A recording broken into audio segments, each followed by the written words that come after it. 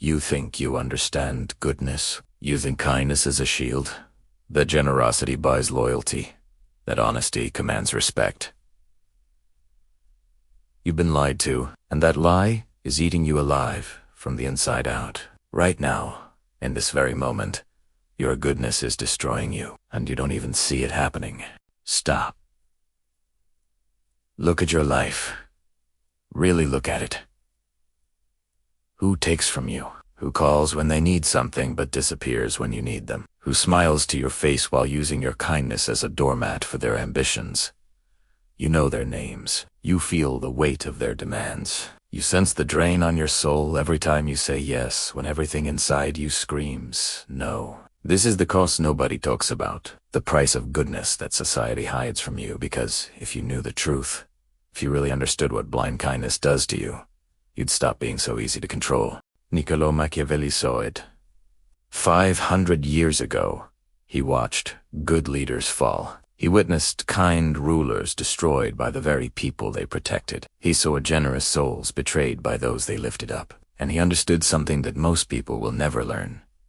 Goodness without strategy is a slow poison. It kills you softly while making you feel virtuous about your own destruction. You've been conditioned to believe that being good makes you safe. But safety is an illusion. In a world full of predators, appearing harmless doesn't protect you. It marks you as prey. Think about the kindest person you know. Now, tell me, are they respected or are they used? Are they valued or are they expected to give endlessly without receiving? Are they thriving or are they exhausted, resentful, and wondering why nobody appreciates everything they do? Your goodness makes you predictable, and predictable people are powerless people. When they know you won't fight back, when they know you'll always say yes, when they know you're too nice to set boundaries, you become a resource to be extracted, not a person to be respected. You become the one who always covers the bill, the one who always stays late, the one who always helps others move, always listens to their problems, always sacrifices your own dreams to serve theirs. And what do you get in return? Not gratitude, not loyalty, not respect. You get the expectation that this is who you are. This is what you do. And the moment you stop, the moment you finally say no, you become the villain in their story. This is exposure.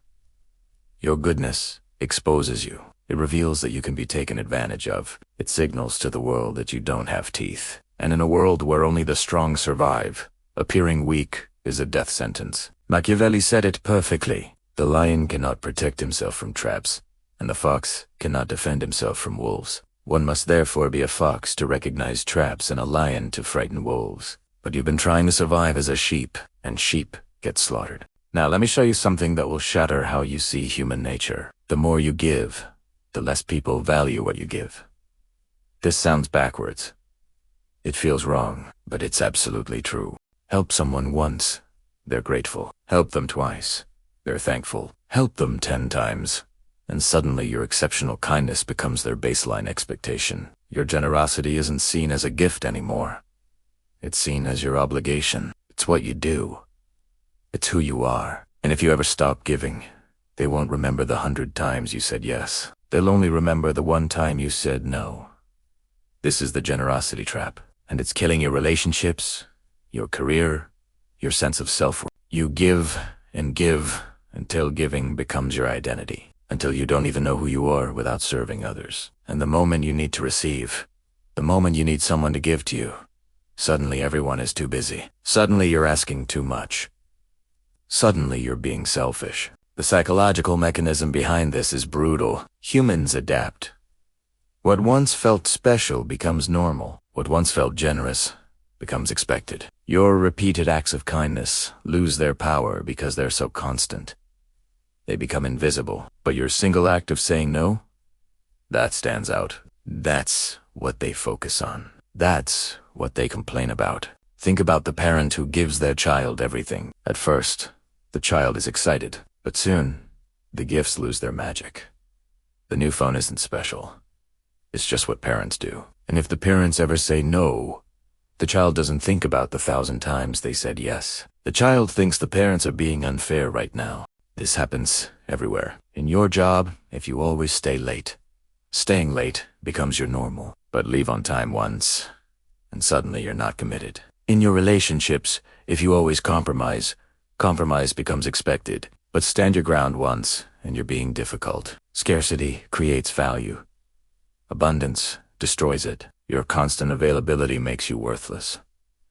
Your unlimited kindness makes you forgettable. Your endless giving makes you invisible. And here's what makes this even more twisted. Society wants you to believe in goodness without strategy. They want you to think that appearances equal reality. But the truth is, nobody cares if you're actually good.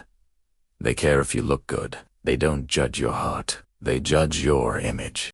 The most successful people you know didn't get there by being genuinely nice to everyone. They got there by being smart about when, how, and to whom they show goodness. They smile in public and make ruthless decisions in private. They show mercy when it serves them and show steel when it's required. They understand that the appearance of virtue is more powerful than virtue itself. This isn't about being fake.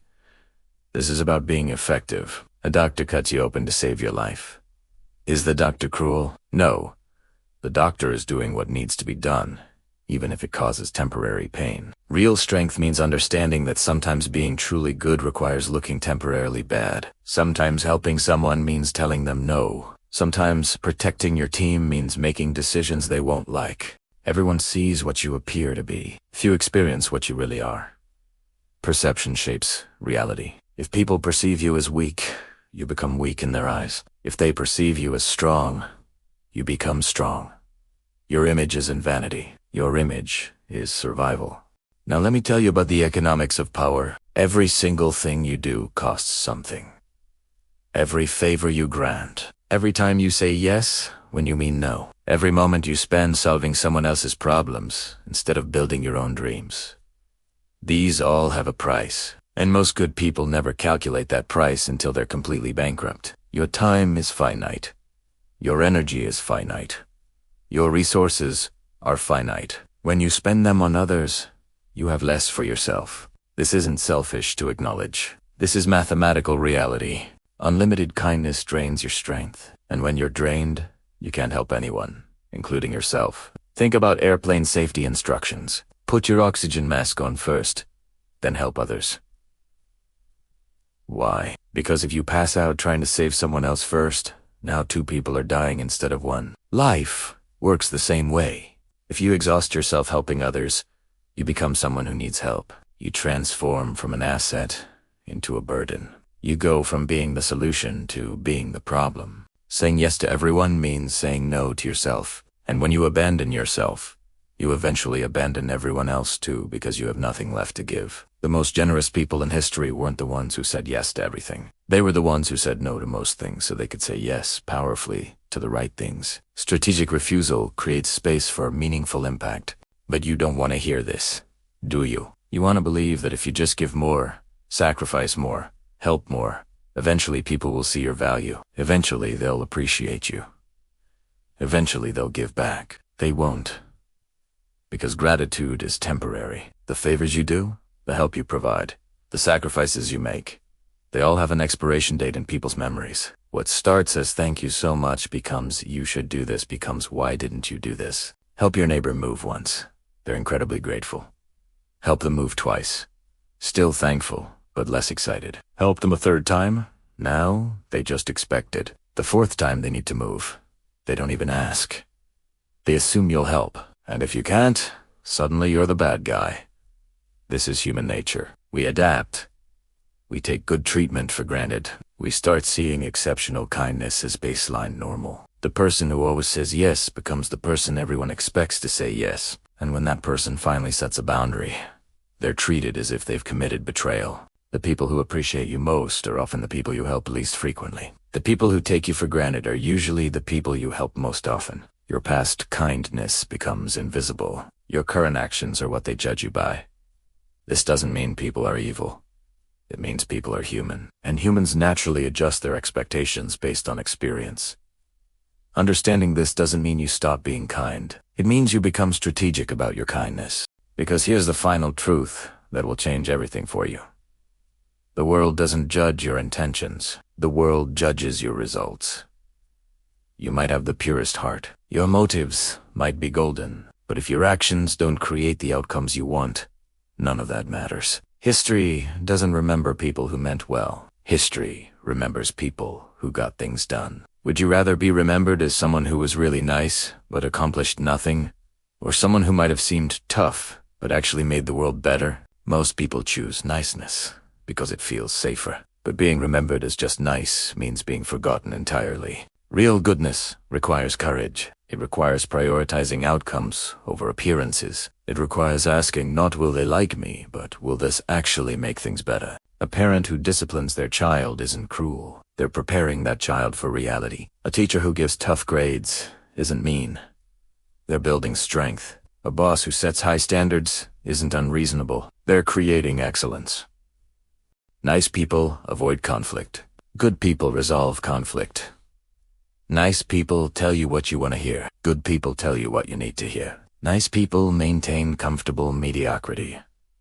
Good people create uncomfortable growth. The world is drowning in nice people who accomplish nothing. What the world desperately needs is good people who get results. And getting results requires survival. You can't leave a positive mark on the world if you don't survive long enough to make one. The kindest people can't help anyone if they get crushed by those who exploit them. The most generous people can't give anything if they give everything away too early. The most honest people can't speak truth if they get silenced. You have to survive first.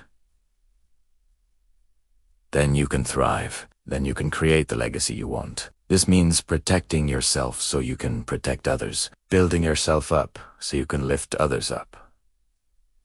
Getting strong so you can help the weak. This isn't selfish.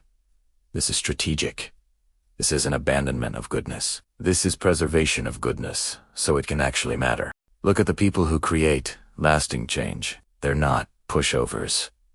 They're not people pleasers. They're not afraid to say no, set boundaries, make hard decisions. They understand that being good isn't about being weak. It's about being powerful enough to choose goodness when it matters most. Respect matters more than affection. Impact matters more than popularity. Results matter more than feelings. You don't have to choose between being good and being strong. You can be both. You should be both. But if you're forced to choose strength first, because strength gives you the power to be good when it counts. Weakness just makes you a victim, even with the best intentions. So here's what you need to decide right now.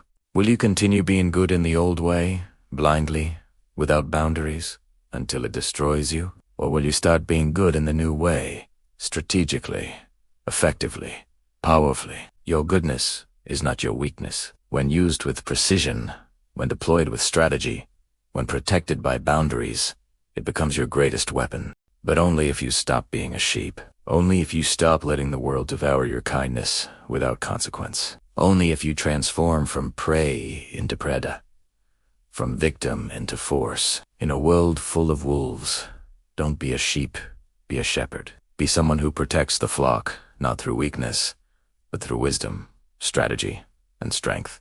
The choice is yours, but now you have the knowledge to choose wisely. Will you let goodness weaken you, or will you master it and turn it into power?